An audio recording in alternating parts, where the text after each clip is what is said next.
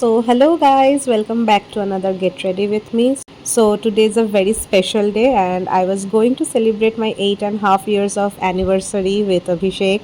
And তাই জন্য আমি খুব তাড়াতাড়ি রেডি হয়ে নিচ্ছিলাম। ভীষণ গরম ছিল ওই দিনকে, ওই জন্য আমি ভীষণ লাইট একটা বেস রেখেছিলাম ফাউন্ডেশন আর ময়শ্চারাইজার মিশিয়ে, আর এক্সট্রা করে কনসিলার দিতে চাইছিলাম না, এই জন্য আমি ফাউন্ডেশনটাকেই অ্যাজ এ কনসিলার ইউজ করে নিয়েছি।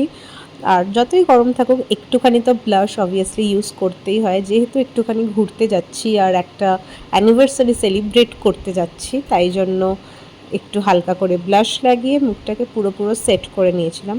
সো আমরা ডিসাইড করেছিলাম যে কলকাতার একটা খুব সুন্দর একটা ক্যাফেতে যাব, বাট এত বেশি গরম ছিল বলে আমি খুব লাইট ওয়েটের একখানা ড্রেস পরে নিয়েছিলাম। ফ্যাব্রিকটাও খুব লাইট ওয়েট আর কালারটাও খুব vibrant.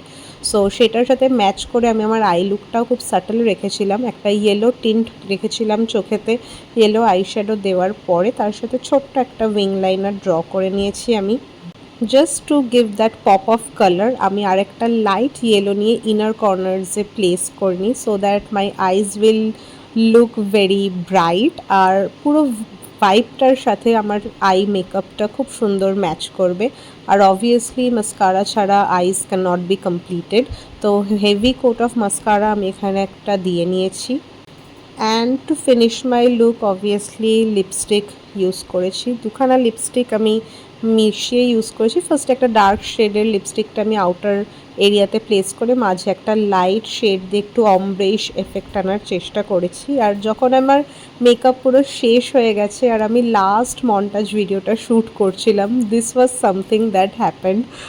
So I got a very beautiful surprise from him, and you can see that আমরা দুজনেই কি blush করছিলাম। So he didn't realize যে আমি shoot করছিলাম, but all in one it was a very wonderful gift and a little surprise. So tell me in the comments that how do you like my look, and until then, toodles.